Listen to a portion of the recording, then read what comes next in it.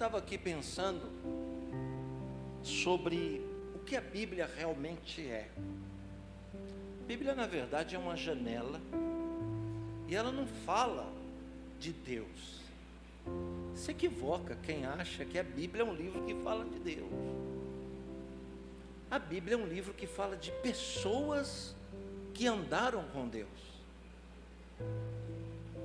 É impossível um ser humano, seja sob influência espiritual, escrever algo sobre alguém que é inexprimível, indecifrável, alguém que é o mistério de todos os mistérios, e que a alma humana e toda a sua intelectualidade, no seu mais alto nível de QI, não tem capacidade de assimilar quem ele é. Então a Bíblia não pode falar de outros senão de humanos, de pessoas comuns como eu e você, que no decorrer da sua trajetória, da sua passada neste mundo, nessa esfera de existência temporal, a Bíblia fala de pessoas como nós, com as mesmas paixões, com as mesmas peculiaridades, com os mesmos problemas, com os mesmos defeitos, e que no decorrer da sua passada tiveram um lapso, uma experiência, um tempo, uma vez de convivência com o Eterno. É uma galeria. Dentre esses, Davi é sem dúvida um dos maiores vultos, porque desde que pela primeira vez o seu nome é citado, nunca mais deixou de ser. Foi citado pelos profetas que vieram após ele, pelos reis que tinham em suas artérias a descendência do seu sangue. Davi é grande, é citado até o Apocalipse, ao seu cântico, ao Messias que deve ter no seu currículo a genealogia da casa de Davi. Grande. Todavia, o mesmo nunca, sequer uma única vez, realizou um único milagre. Porque ao contrário do que muitos pensam, não é um milagre que faz alguém grande. Uma vez alguém estava dizendo assim para mim: olha, Jesus é o Messias porque ele fez milagres. Eu disse: então, se é assim, Eliseu também é o Messias, Moisés também é o Messias. O que torna Jesus um Messias não é os milagres que ele fez, mas sim as palavras que ele disse, a filosofia, o pensamento inserido, que está acima da religiosidade. Porque a religião dizia, se alguém te agredir, você deve perdoar, é ordem, até 7 vezes, era o limite máximo. Ele está acima, porque ele diz 7 ainda é pouco, tem que ser 7 vezes 7. Então, o que torna esse Davi de Melech, o rei Davi, tão grande vulto? Quais são as experiências que ele viveu, que se encaixam 3.000 anos depois com cada um de nós? O que eternizou Davi sem realizar nenhum milagre. Aliás, um milagre, um único milagre, uma única experiência, sim, é o suficiente para que o nosso nome não seja esquecido. Qual foi o maior milagre que Davi já fez? Gerar um discípulo.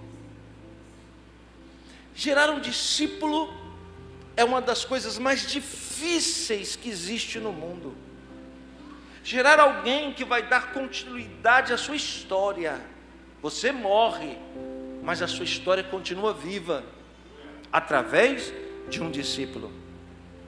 Todos nós sabemos, porque a Bíblia nos diz que Davi teve um problema sério. Ele tinha um harém, na época era permitido, tinha 300 princesas e 700 concubinas. Os sábios judeus dizem que Davi teve vários filhos com concubinas. Todavia, concubinas que ele viu uma única vez na vida e nunca mais viu, que nunca mais ele tomou ciência da existência dela. Mas a história de Davi é eternizada através de um filho.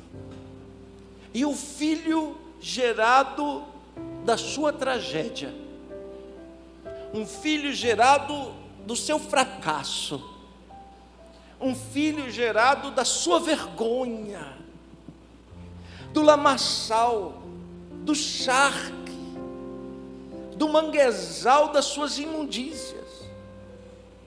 Deus fez brotar um lírio do meio da lama, da sua mais dura tragédia, do seu maior de todos os opróbrios e a sua maior derrota. Davi devia, quando se lembrava do fato que, do seu fracasso, do seu tropeço com Betseba, ele sentia vergonha, dor, se escondia.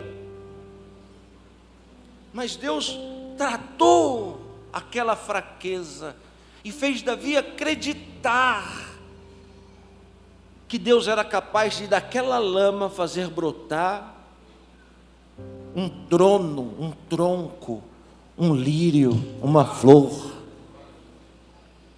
Davi, é claro, se antecipou. Um dia, um dos seus assistentes adentraram ao seu palácio e disse: um filho seu nasceu. Isso acontecia corriqueiramente. E quando trouxeram o menino para que ele visse, ele se encheu de gozo, porque a Bíblia diz que o menino era formoso, lindo. Davi estava naquela ocasião vivendo, preste atenção no que eu vou dizer. Davi estava naquela ocasião vivendo as maiores e mais duras batalhas da sua vida.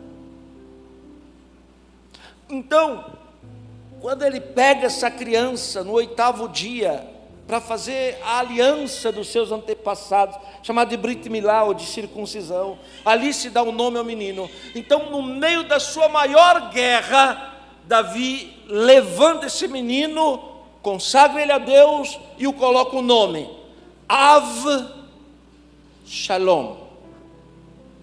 que em português é traduzido como Absalão. Absalão em hebraico é Avshalom. Avshalom quer dizer pai da paz. Por que ele bota o nome no menino de pai da paz? Simples, porque aquele menino era a sua esperança, era o oposto do que ele estava vivendo, porque ele estava vivendo guerra, dureza, guerra. E qual era a sua esperança? Ter um momento de paz. Então ele profetiza sobre o menino. Ele diz: esse menino representa a paz que está brotando a partir de hoje. Esse menino vai ser o meu sucessor. Esse menino é quem vai dar continuidade à minha história. Ele vai ser o meu legado. Mas essa era a vontade de Davi. E às vezes a sua vontade não é a vontade de Deus. Quantos Absalão você levantou? Ele diz: está aí, ó. Essa vai ser a resposta de Deus para a minha vida. E Deus permite. E Deus deixa. Eu gosto porque Ele não se intromete. Eu gosto porque Ele respeita a sua escolha. Ele sabe que vai quebrar a cara, que não vai dar certo, mas Ele deixa. Para que Ele deixa? Porque Ele é ruim? Não. É porque naquela história vai ser gerada experiência. Você conhece a história de Davi com Absalão? Absalão se rebela contra o seu pai, causa um lapso, um trauma no reino, 7 vezes pior do que o que aconteceu com ele e Betseba. Absalão sepultou cortou as forças de Davi. Absalão fez com que Davi perdesse esperança no amanhã. Absalão causou um trauma. Irmãos, poucas pessoas conhecem a força da decepção. A decepção tem uma força avassaladora, porque você cria expectativa, porque você cria esperança, porque você aposta a ficha, e aí quando você perde, aquilo desmorona na sua cabeça, de modo que você diz, eu não suporto, não dá para mim, você fica traumatizado. A morte de Absalão, mediante a rebelião, deixou Davi traumatizado. Mas olha aqui para mim, aprende uma coisa: a vida continua. Os traumas acontecem, as perdas acontecem, mas a vida continua, ela precisa seguir o seu rumo. E aqui é que está o trunfo de Deus, e aqui é que está o propósito de Deus. Alguém está me ouvindo? Por quê? Porque anos depois, o mesmo assistente que há anos atrás havia anunciado o nascimento de Absalão, ele entra do mesmo jeito na presença de Davi para lhe anunciar o nascimento de um filho, de novo. A mesma cena se repete, o ciclo vicioso acontece, a história vem tudo de novo na mente dele. Quando ele entra dessa vez, o assistente de cabeça baixa, Davi pergunta: o que foi, por que você está aqui? E as mesmas palavras são ditas: meu rei, um filho seu nasceu. Davi deve tremer inteiro e dizer: meu Deus, já passei por isso, não quero mais saber disso, eu já perdi com isso, eu não quero mais saber disso. Mas não, quando esse homem entra e diz: um filho nasceu, e Davi poderia muito bem rechaçar e dizer: vai embora, tá bom, obrigado, tchau e benção, não quero saber quem é, não quero ver. Mas simplesmente pelo fato da história se repetir, olha aqui para mim, aprenda a lidar com a repetição. Quando Elias subiu na montanha, ele olhou e disse o seguinte, depois de cavar uma vala, ele disse assim: eu preciso de água para jogar na vala. Uma pessoa trouxe água, ele jogou na vala, e a vala seca, a terra seca, escoa a água. O que Elias faz? Olhou e disse: preciso de mais. A pessoa que deu a segunda leva de água tinha muito mais fé do que a primeira. A segunda parece estar aqui água. Elias vai jogar água de novo no altar. A água desaparece e vira lama. Não tem resultado na segunda. Ele olha para o povo e diz: eu preciso de mais água. A terceira. A fé da terceira é maior do que a da segunda e da primeira. A terceira diz: está aqui água. Sabendo que vai se repetir a cena. Ele vai pegar água e jogar lá de novo. Ele joga de novo. Ele insiste de novo. Na terceira dá uma laminha. Aí ele diz: eu preciso de mais água. E a quarta pessoa tem mais fé do que a terceira, do que a segunda, do que a da primeira, porque todo mundo podia falar: ele está pondo a perder toda a água que entrega na mão dele. Mas a quarta pessoa diz: está aqui água. Não porque ele está repetindo a cena, não. É porque ele acredita tanto no que ele está fazendo, que ele insiste. Se você desiste, é porque você não acredita no que você está fazendo. Se você acredita no que está fazendo, não vai dar certo na primeira, não vai dar certo na segunda, mas você não pode desistir, porque você tem que acreditar que uma hora vai acontecer.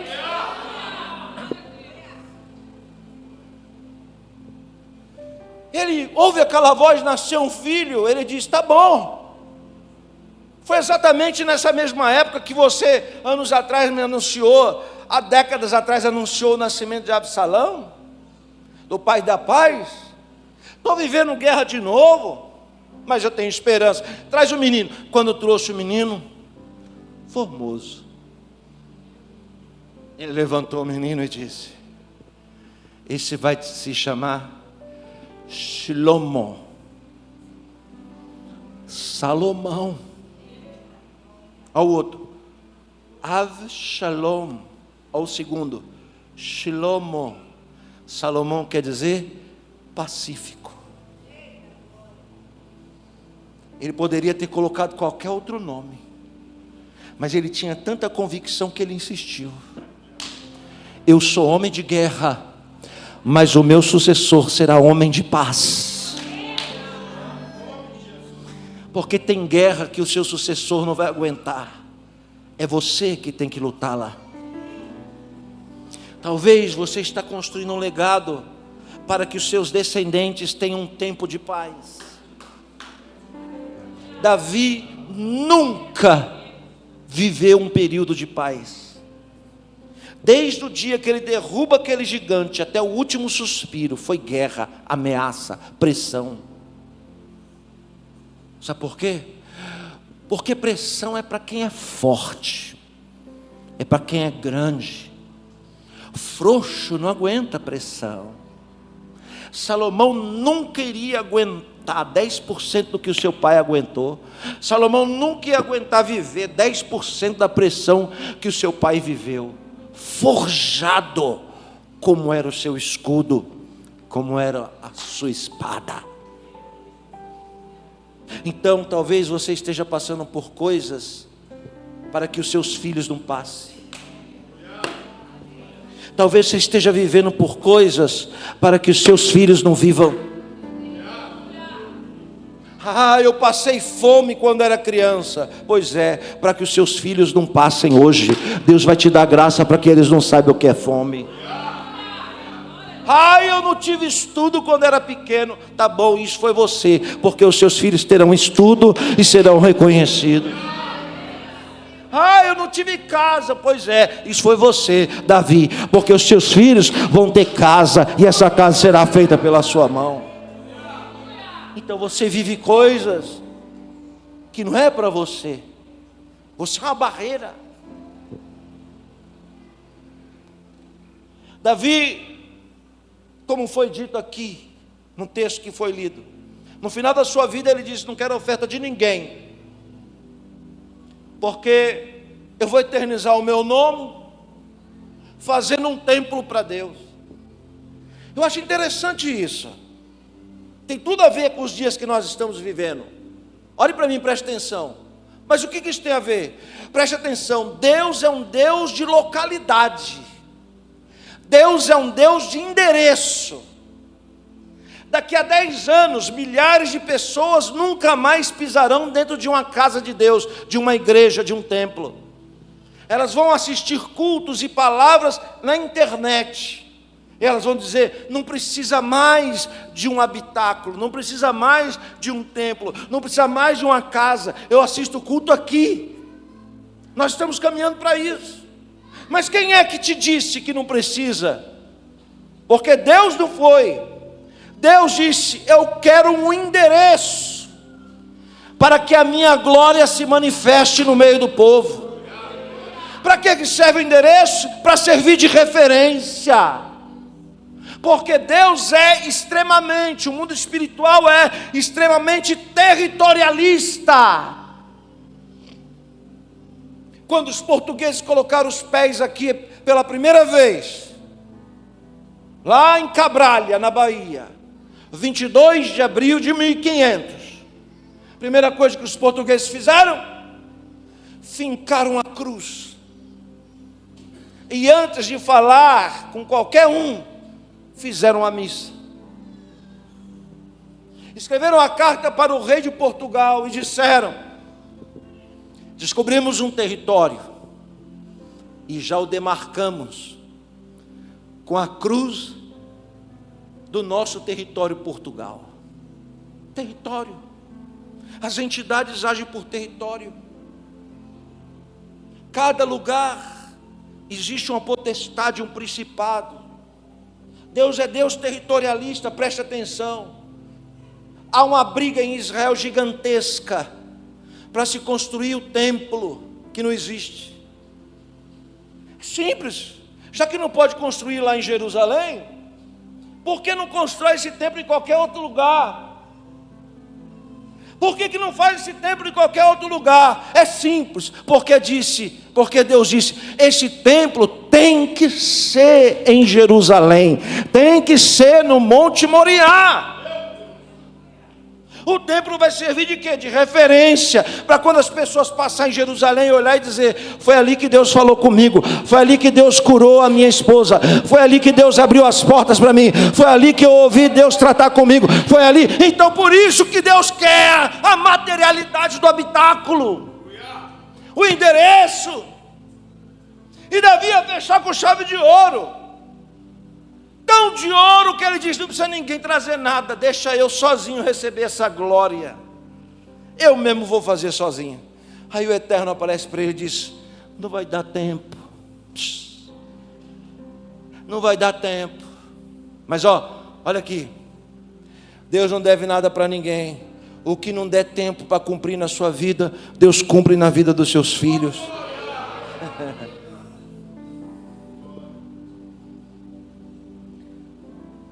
Quando Davi está perto de morrer, alguns dos seus filhos começam a tentar se rebelar. Davi escolheu Salomão para ser o seu sucessor. Presta atenção, vou começar a pregar daqui a pouquinho. Davi escolheu Salomão para ser o seu sucessor, mas já na sua velhice, as pessoas um filho dele começa a dizer, eu vou ser o rei, o outro diz, não, vai ser eu, e tal. E Salomão não falava nada porque era um menino, um garoto. Os conselheiros de Davi o cercam e dizem assim, chefe, se o senhor não empossar o sucessor em vida, tudo que você construiu nesses últimos 40 anos vai ser quebrado e destruído, porque vai haver uma guerra pelo poder. O que você tem que fazer, Davi, é chamar a nação e entronizar o sucessor na presença da nação. Davi diz, boa palavra, chama a nação e diz, estou perto de morrer, e o meu sucessor, mediante a tantos filhos que eu tive, será aquele que brotou da lama, do filho da minha vergonha. A minha vergonha, quando eu era moço, chamava-se Batseba. E o meu sucessor vai vir de onde vocês menos esperam, um filho meu com Batseba. O meu sucessor será Salomão. Salomão, garotinho. Como pode entronizar um garotinho inexperiente? Olhe para cá, olhe para mim. Vamos abrir um parênteses, fazer uma comparação. Em 1822, o Brasil passou a ser independente de Portugal. E o regime de governo era a monarquia. O primeiro rei do Brasil, independente, era filho de Dom João VI, aquele que proclamou a independência. O primeiro rei do Brasil chamava-se Dom Pedro I. Dom Pedro I foi o primeiro rei. A segunda regência, ele foi para Portugal e indicou o seu filho, Pedro II, como seu sucessor, e foi embora. Preste atenção. Quando o trono, o cetro é passado para Pedro II, Pedro II é uma criança. Então, como criança, o Brasil não pode ter um rei que tome decisões. Então se coloca um regente. O regente de Pedro II, ou seja, aquele que era o tutor de Pedro II, chamava-se José Bonifácio de Andrade e Silva. Um grande homem que amava esse país, tão grande, que ensinou princípios para o menino, e o seu pai foi embora para Portugal. O Brasil teve 2 reis, Pedro I, Pedro II. Diga-se de passagem, Pedro II foi o maior brasileiro da história. Quando Salomão é entronizado, ele é um menino semelhante a Pedro II. O conselho que aconselhou o rei Davi a colocar o sucessor em vida, passa a ser o tutor do menino. E o menino assume o trono de Israel com uma incumbência: dar, no mínimo, continuidade ao legado do seu pai. Se houvesse um banco de apostas, todas as fichas sobre Salomão seria: vai fracassar. Se houvesse um banco de apostas, todo mundo apostaria: o menino não vai dar conta. Mas tem uma coisa: enquanto a regência instruía o menino, ele absorvia. A nação não acreditava, e até alguns da regência, que era um grupo de 70, também não acreditavam. E assim é normal. Redobre sua atenção: é normal a maioria das pessoas não acreditarem. É normal as pessoas que estão lá fora e as pessoas que estão aqui dentro não acreditar.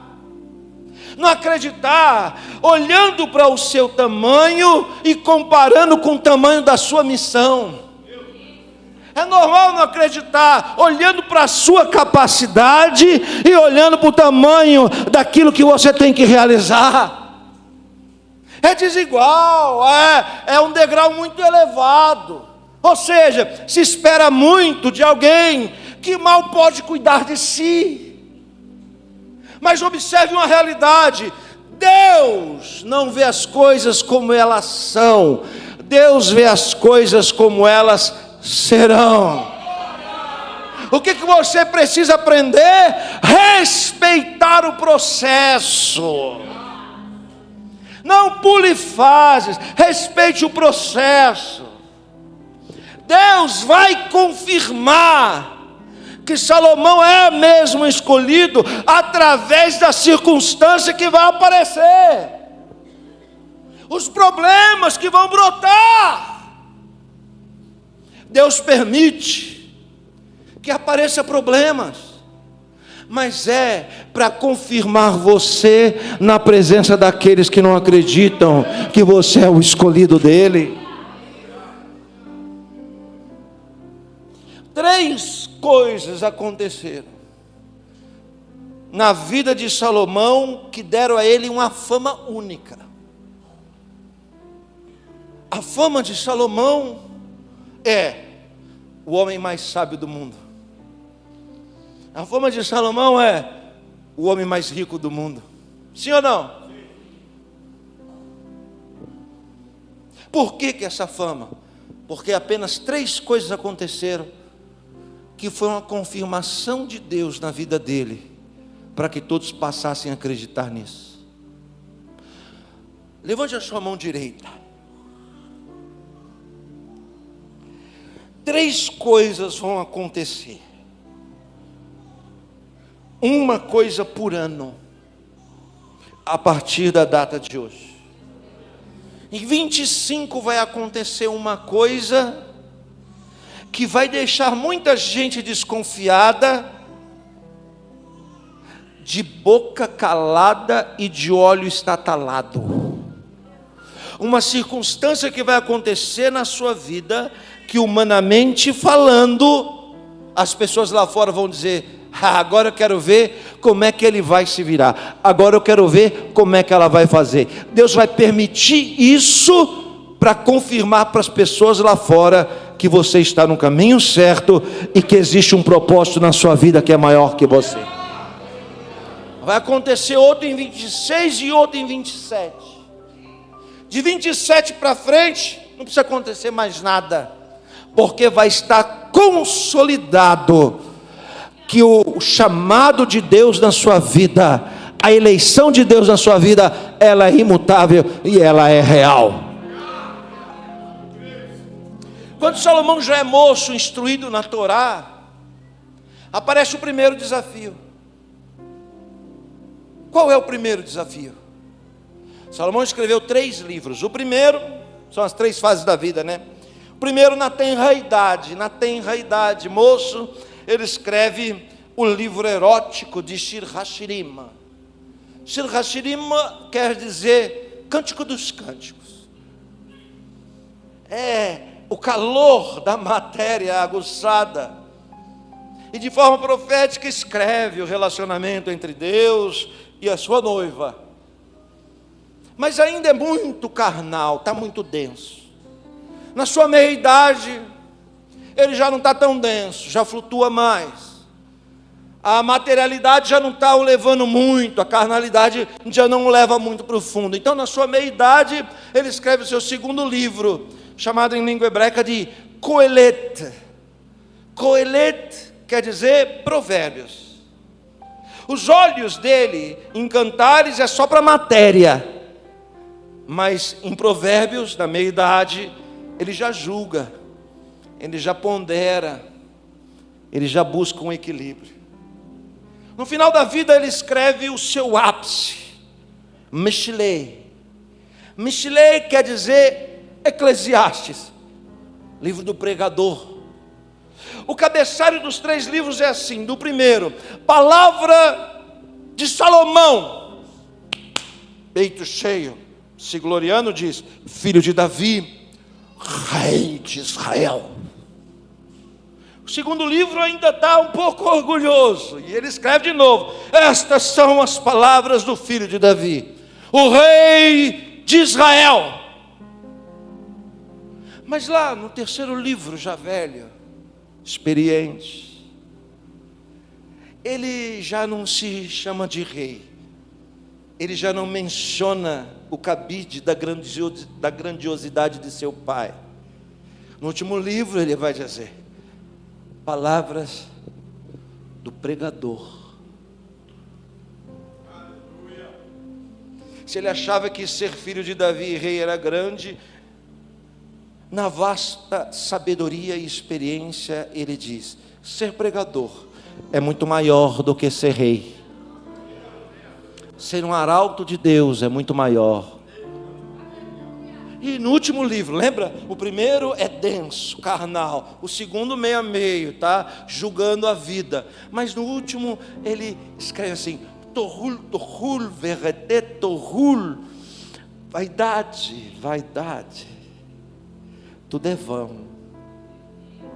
Só alguém extremamente experiente olha para a vida e descobre que a vida é uma ilusão, que a beleza da matéria um dia acaba, que a glória das obras vão-se embora. Somente alguém experiente vai perceber que a vida é um sopro, um grande golpe na nossa memória.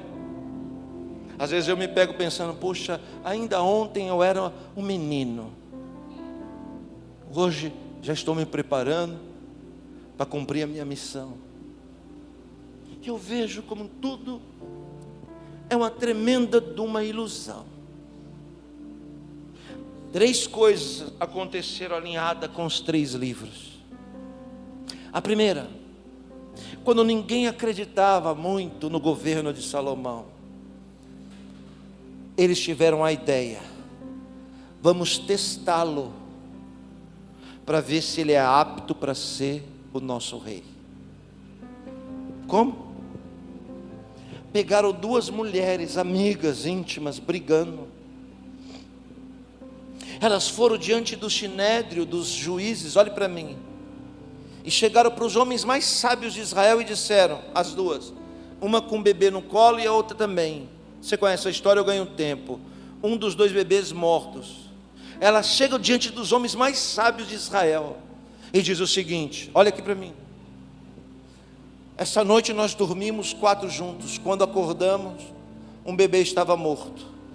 Ela tirou o bebê morto que era dela, botou do meu lado, pegou o meu vivo para ela. A outra diz, nada disso, foi você que fez isso. E começaram a discutir. Isso é um problema gravíssimo. Como vai agir com justiça, com equidade diante de um desafio desse?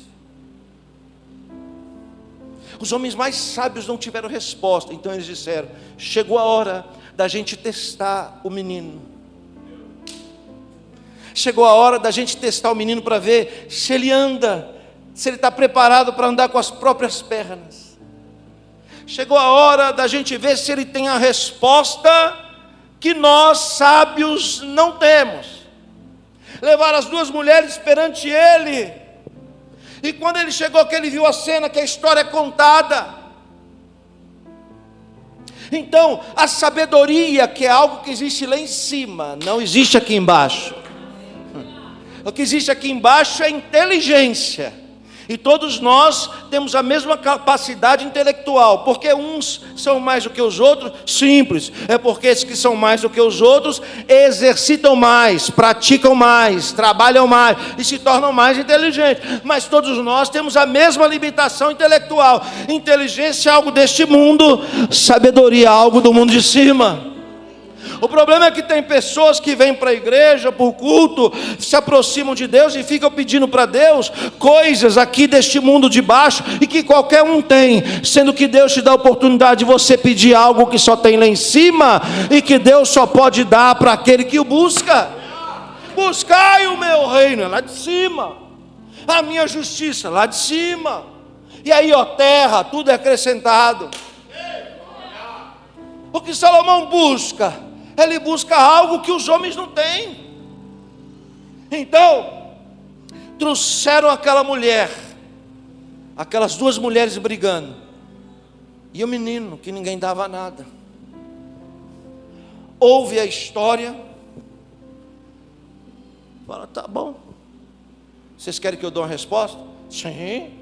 Não há ninguém em Israel, desde as tribos mais distantes, das primeiras instâncias de tribunais de justiça, nenhum dos juízes tiveram condição de resolver esse problema. E aí batemos aqui, na última instância, é o senhor tem que resolver. Salomão simplesmente chama um guarda e diz, me dê uma espada aqui. Ele pega o menino pela perna e levanta e diz, vamos fazer o seguinte, eu vou cortar ele ao meio, vou dar metade para você e metade para você. O problema vai estar resolvido. Quando ele puxa da espada, uma das mães grita e diz, meu rei, se for para fazer isso, então entregue o menino vivo para a minha opositora. Salomão parou a espada no ar e disse, é isso mesmo? Ela diz, pode entregar para ela. Salomão proclama, mediante toda a expectativa que as pessoas tinham em cima dele, ele proclama, já descobri que é a mãe verdadeira. Esta é a mãe verdadeira, porque ela poupou a vida do filho, ainda que não ficasse com ela, mas que o deixaria vivo. Ele pega e entrega o menino para aquela mãe. Preste atenção. Em 2025, Deus precisa dar umas respostas para algumas pessoas. Não tenha medo de ser encurralado, de ser pressionado, porque se já passou por tantos e chegou até você, é simplesmente porque Deus quer confirmar em você aquilo que Ele te deu e que ninguém sabe. Não tenha medo, porque a resposta chegará. Ela não vai vir da sua boca, e nem da minha, porque nós não temos condição para isso. Mas a iluminação da sabedoria, sabedoria em língua hebraica é rokhmah. Rokhmah é uma elevação espiritual que Deus dá para quem Ele quer, quando Ele quer, na hora que Ele quer e para aquilo que Ele quer. Levante a sua mão. Aqueles que Deus tem um propósito real e verdadeiro não serão envergonhados mediante a expectativa que os outros têm de você ser envergonhado. Na última hora, Deus vai bradar e vai dar uma resposta que vai calar a boca de todo mundo.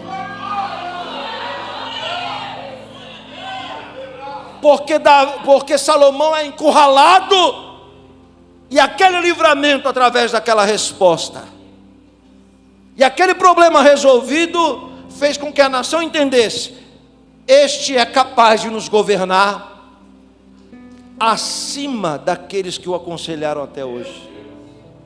É muito forte. Partindo daí, Salomão tem um segundo sinal na vida. A sua sabedoria ultrapassa os limites de Israel. O que muito pouca gente sabe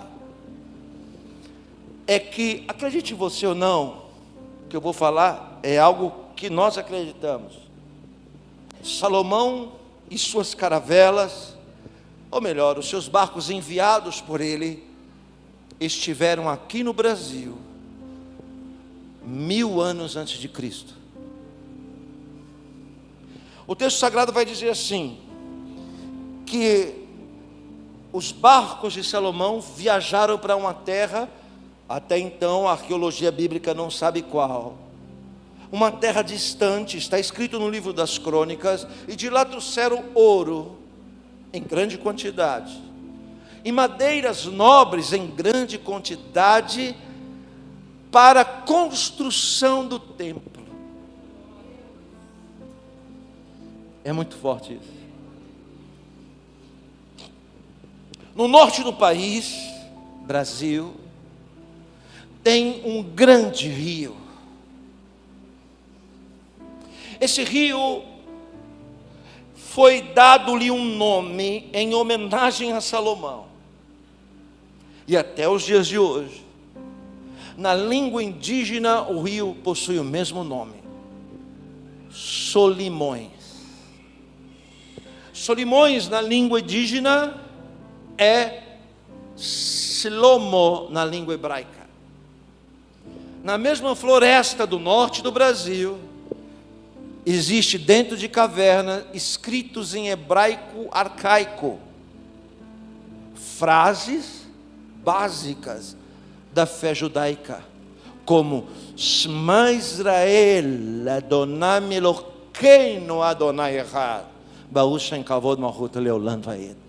Ouve Israel, o eterno nosso Deus é o único Deus. Aqui, 2500 anos antes dos portugueses chegarem, aqui. Quando Salomão é confirmado através da sua sabedoria, então o povo inteiro reconhece que ele é o sucessor do seu pai Davi. A sabedoria rompeu os limites e chegou à África, a um grande reino onde hoje é a Etiópia. E a rainha do reino de Sabá decidiu uma grande caravana subir até Israel para ver Salomão. Quando a rainha de Sabá chegou junto com o seu cortejo gigantesco, a Bíblia vai dizer que ela deu de presente 700 quilos de ouro para Salomão. 1 grama custa R$500. Se 10 gramas custa 5.000, 100 gramas custa 50.000. E 1 quilo custa 500.000. Estou igual a Dilma, né, irmãos? Estou igual a Dilma, com medo danado de errar. Quando a rainha de Sabá chegou para ver a sabedoria de Salomão, olha que ela não chegou para ouvir, conta aí uma palavra de sabedoria, um enigma, não. Sabe o que ela fez? Quando ela chegou no palácio, ela não quis ver nada.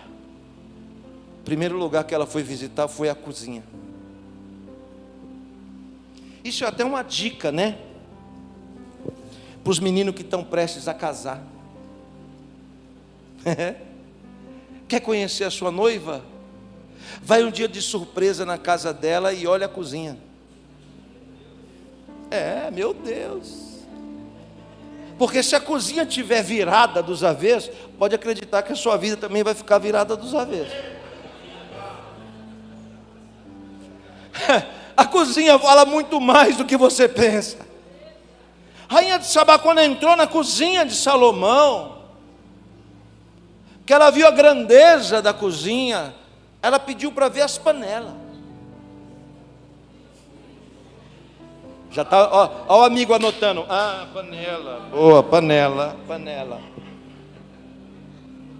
Ela queria ver o fundo da panela.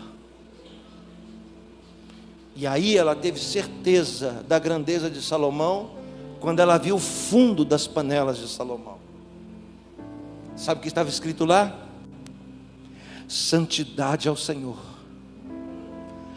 Todas as panelas de Salomão tinham no fundo escrito santidade ao Senhor. Isso deixou ela chocada. Sabe por quê? Porque aquela frase no fundo da panela indicava que a maioria das pessoas, exceto os cozinheiros, nunca iriam parar para olhar para o fundo da panela. Aquilo era grande, sabe por quê? Porque a comida que ele comia era consagrada a Deus desde o fundo da panela. Então o que é forte para aquele que é sábio? Forte e que deixa os anjos e os demônios todos atiçados, sabe o que é? São as coisas que você faz e que ninguém está vendo. Para Deus só vale aquilo que ninguém está vendo. Você chegar aqui e cantar, dançar, pregar, e está todo mundo vendo, isso daí para Deus ele não está vendo nada. Mas quando você está sozinho, é o que conta. Quem é você quando você está sozinho? Quem é você quando ninguém está te vendo? O que você assiste? O que você vê? O que você fala? O que você ouve quando não tem ninguém por perto? Jesus diz: se você quer resposta, então entra no seu quarto em secreto, porque para Deus só vale o que está em secreto. Ele diz também: o que a mão direita dá, a esquerda em secreto não precisa saber. Então para Deus a matemática só é contabilizado aquilo que você faz e ninguém está vendo, seja positivo ou negativo. E essa rainha de Sabá, que de boba não tinha nada, falou: não adianta vir com conversinha daqui e dali, eu quero ver se ele é sábio mesmo, eu vou lá ver o que ninguém está vendo. E aí é onde ela quebrou a cara, porque se ela conseguiu ler o que estava escrito no fundo da panela, é porque a panela era mais limpa do que ela imaginava. E tem nego me ouvindo aqui que a panela está mais encardida e suja, que nem ele está conseguindo enxergar o que está escrito no oculto. Dá uma areada nessa panela, viu? Porque várias vezes o anjo de Deus veio e voltou decepcionado. É por isso que a bênção está demorando. É porque você está falando: ninguém olha para fundo de panela, deixa arrebentar. Ninguém dos homens, mas o mundo espiritual está armado e olhando. Quando ela vem e ela vê isso, ela diz: o homem é grande mesmo. Olha, é uma coisa pequena, não é? Mas as coisas pequenas às vezes significam coisas grandes, porque um homem que tem um cuidado de fazer detalhe que ninguém está vendo, é um homem que é preparado para fazer coisas que todo mundo vai ver. É muito forte isso, hein? Ela diz: olha, eu já vi tudo que tinha que ver, você é sua discípula, vou embora. Salomão diz: peraí. Olha que princípio. Vem cá, minha filha, encosta aqui. Você me deu um presente, foi quanto? Ela: 700 quilos de ouro. Poxa, seu Deus é grande, né? Pois é. Mas ninguém pisa na minha terra, no meu território, sem experimentar o Deus que eu sirvo. Puxa, isso é forte. Jesus disse: se alguém bater na sua porta e pedir um copo de água, na sua porta é o que? É o seu território. E você disser não, olha o que Jesus diz: bate a sandália do pé a poeira, porque haverá mais rigor para essa casa do que para Sodoma e Gomorra. Por que isso é forte? Porque os mendigos passam no território de Abraão, e Abraão, para os mendigos, que ele não sabe que são anjos, diz: ninguém pisa na minha terra sem experimentar o Deus que eu sirvo. Vou abençoar vocês, vem cá, vem comer aqui da melhor comida. Toda vez que Deus traz alguém de outra terra para pisar na sua terra, é seu dever fazer a pessoa saber quem é o Deus que cuida de você, que te supre, que te guarda e que te abençoa. Aí ele olhou e falou: vem cá, minha filha, você deu 700, deixa eu Você mostrou quem é o seu Deus, agora deixa eu mostrar quem é o meu. Dá um presente para ela. 1.400 quilos de ouro. Eu vou te dar o dobro do que você me deu, para você saber que o meu Deus é maior do que o seu.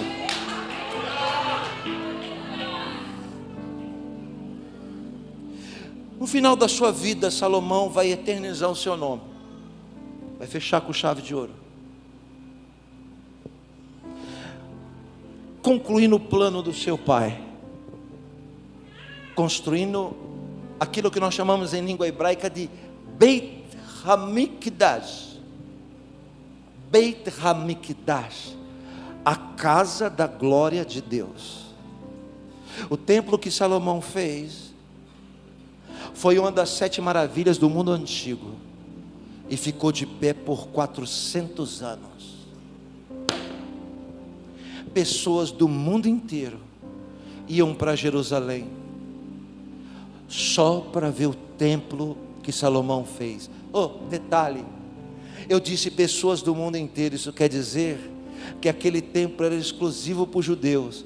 As pessoas iam, mas não podiam entrar, mas só o fato delas olhar e ver, elas diziam: existe um Deus aqui, e é o Deus do homem que fez essa obra. É muito forte isso. Parede forrada de ouro, tudo de mais glorioso. 2 colunas da porta, Yahim Boaz. Uma dizia: ele estabelece, e a outra dizia: nele está a força. As 2 colunas da porta do Beit HaMikdash, toda coberta de placa de ouro. Estamos falando de 3.000 anos atrás, sem luz elétrica. Quando o sol batia, as colunas acendiam o templo. 2 colunas de fogo estavam ali, diante dos olhos de todas as nações, porque o Eterno diz: minha casa será chamada de casa de oração para todos os povos. Só das pessoas verem aquela obra, elas sabiam que ali habitava um Deus, que era o endereço de um Deus, que havia evoluído a fé abstrata de Abraão. Porque nos dias de Abraão, o monoteísmo era assim: vou sacrificar nessa pedra, eu vou sacrificar naquela outra, amanhã eu vou lá. Era o que? Andarilho. Com o advento da lei mosaica, Deus diz: vou aprimorar a fé, vou colocar regras, vou colocar condições. Não vai ser mais do jeito que vocês querem, vai ser do jeito que eu determino. Não é mais para sacrificar em qualquer lugar, mas é para sacrificar no lugar que eu determinei, no lugar que eu escolhi. No dia da inauguração do Beit HaMikdash, os primeiros corbãos, os primeiros sacrifícios. Você vê, observe uma coisa: os animais eram queimados, a carne do bicho era queimada, e estou perto de terminar, e a fumaça subia. Essa fumaça que subia do sacrifício era chamada de incenso. O incenso do sacrifício é um, o incenso do incensário é outro. O incenso do sacrifício é a fumaça de animal, o incenso do incensário são especiarias, e esse incenso de dentro, só um homem pode acender no momento oportuno para entrar no Santo dos Santos.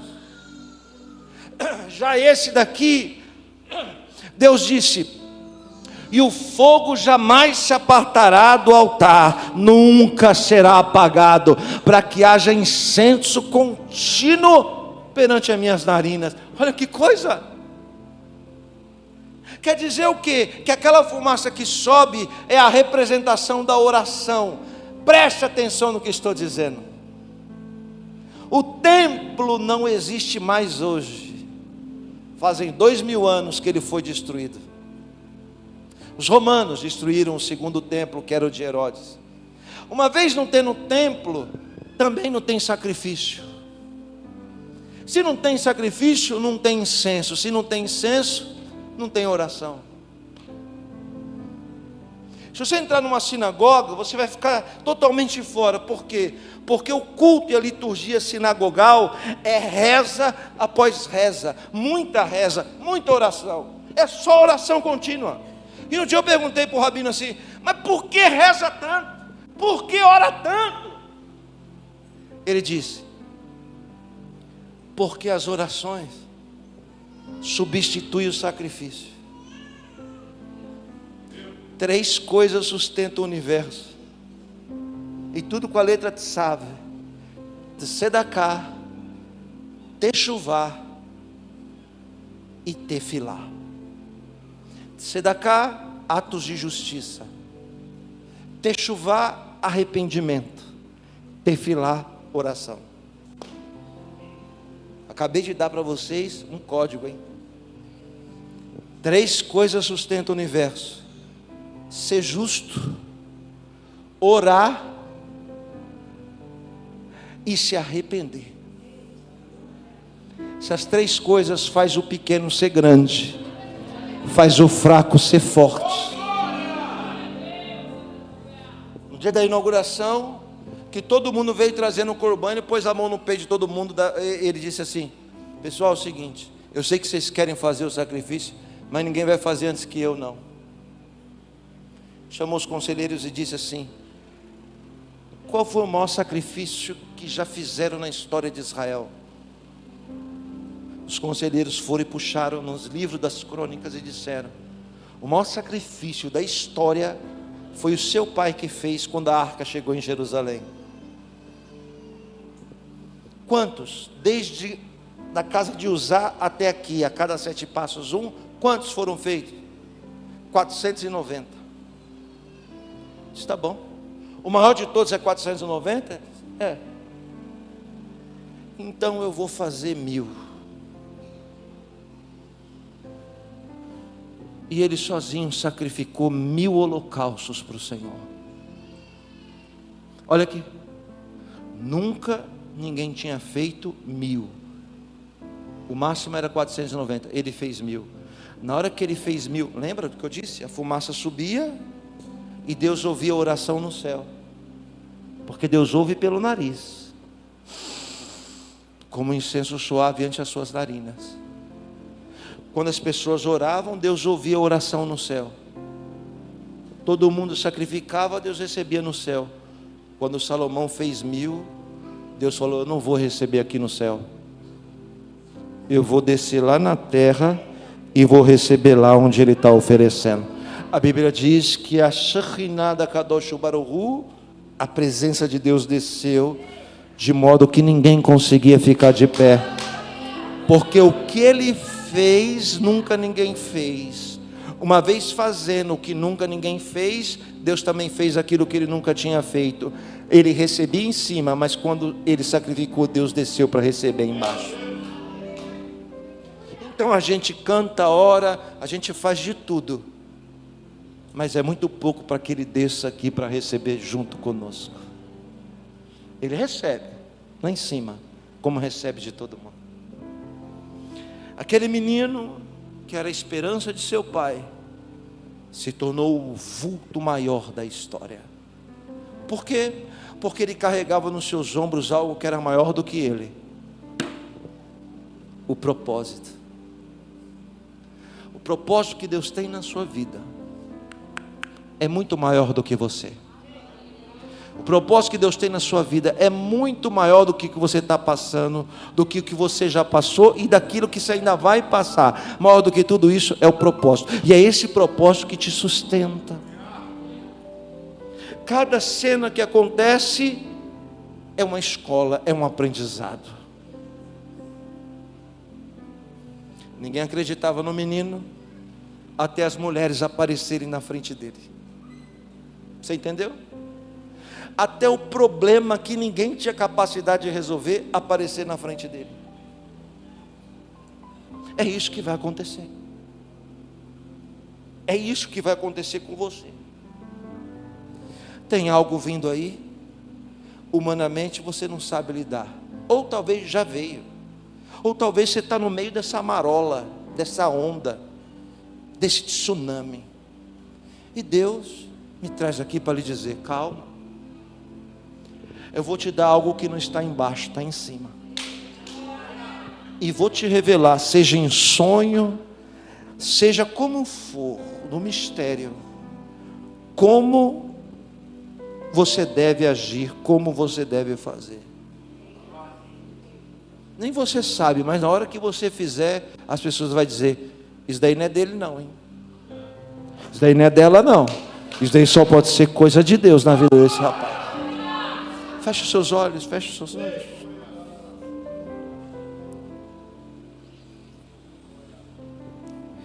O pai profetizou no filho: eu estava em guerra, mas esse daqui vai viver em paz. A idade áurea de Israel foram 40 anos do reinado de Salomão, onde houve paz. O povo viveu aquilo que ele era. A sua casa vai viver aquilo que você é. Seus filhos, as pessoas que estão ao seu redor. O que eu quero dizer com isso? Eu quero dizer com isso que você tem uma responsabilidade. E você tem que abraçar essa responsabilidade. Você não pode ser covarde, você não pode fugir dela. Existem pessoas que dependem de você, Salomão. Existem pessoas que precisam de você, Salomão, da sua boca, da sua reflexão. Hoje, a partir de hoje, você muda para um novo estágio. Ou seja, você não vai mais responder na ira, na raiva. Não. Vai acontecer um negócio diferente com seus instintos. Você vai aprender que é melhor ter paz do que ter razão. E aí você vai abrir mão de besteira, porque até hoje você estava brigando por besteira. Qualquer coisinha tirava a sua paz, qualquer coisinha te desmotivava, qualquer coisinha te desequilibrava, qualquer coisinha te entristecia. E agora não. Você saiu da sua casa, hoje de manhã você abriu os seus olhos, acordou, veio para cá e nem sabia que isso ia acontecer, que Deus ia lhe presentear com algo de cima, com autocontrole que você não teve até hoje, com a sabedoria que você não teve até agora, com a experiência que precisa ser vivida, que você precisa passar por ela. O Yosef de hoje não é o mesmo de 2006, não é o mesmo de 2003, não. A experiência pode ter me maltratado, mas também me forjou, mas também me fortaleceu, porque aquilo que não te mata te torna forte. E você já era para ter morrido há muito tempo. Tanta avalanche, e aí você sai do meio da lama e floresce de novo. Imagina, porque o que era para te matar te tornou forte. Você vai sair mais forte do que você entrou. Põe a mão no seu coração. Se Deus fez isso com Salomão e Ele não faz acepção, por que Ele não vai fazer com você também? Você é o Salomão da sua casa. Sobre os seus ombros tem a responsabilidade. Não, a conduta vai ser outra, a postura vai ser outra. Existe uma herança espiritual. Herança espiritual em língua hebraica chama-se morachá. E eu estou dizendo para você, existe uma morachá para você. Sabe, a grandeza de Abraão foi quando ele rompe com a sua ancestralidade. Seu pai era idólatra. Ele rompe e começa uma nova história dele, Abraão. É isso que Deus fez com você. Olha aí para os seus ancestrais. Quantos deles eram idólatras e devotos? E aí Deus te chama e quebra aquela linhagem de ancestralidade negativa. E agora começa, como começou com Abraão, uma nova história na sua vida. Para os seus filhos, para os seus netos, para os seus bisnetos. E até quando você não estiver mais aqui, no mundo dos vivos, as pessoas vão falar do seu nome. Os seus bisnetos vão dizer: hoje eu sirvo a Deus porque o meu bisavô porque a minha bisavó, é por causa deles que eu estou na presença de Deus. Ah, por que você é tão poderoso e rico? É porque o meu bisavô, é porque minha bisavó. É a herança que Davi deixou para Salomão. É a herança que Deus coloca nos seus ombros. É a morachá. Ela tem peso. Não, sabedoria não tem faculdade. Você não estuda sabedoria na PUC, na UFRJ, na USP, Harvard. Não tem essa matéria entre os homens. Isso vem de Deus. Rohamá vem de Deus. Você pode dormir de um jeito e acordar de outro, sim. Eu estou buscando uma resposta. Ela pode vir num sonho, sim. Porque o Eterno apareceu para o menino e disse: me pede o que você quiser. Ele poderia pedir cavalo, poderia pedir ouro, poderia pedir glória deste mundo, mas ele não pediu nada deste mundo. Ele disse: eu quero que o Senhor me dê rohamá, sabedoria. Deus disse: nossa, você está me pedindo algo que não tem aí embaixo, só tem aqui em cima. Então eu vou dar para você o que eu nunca dei para ninguém, e todas as outras coisas vos serão acrescentadas. Sabe o que Jesus diz? Pedi, pedi e não recebeis, porque está pedindo mal. Está pedindo as coisas de baixo antes das coisas de cima. Olha o livro do Gênesis dizendo: Bereshit bara Elohim et hashamayim ve'et haaretz. No princípio criou Deus, primeiro o céu, segundo a terra. Deus não criou a terra e depois o céu. É você que está pedindo a terra primeiro e o céu depois. Não, a regra é essa: primeiro o reino, primeiro o céu e depois a terra, e depois as outras coisas são acrescentadas.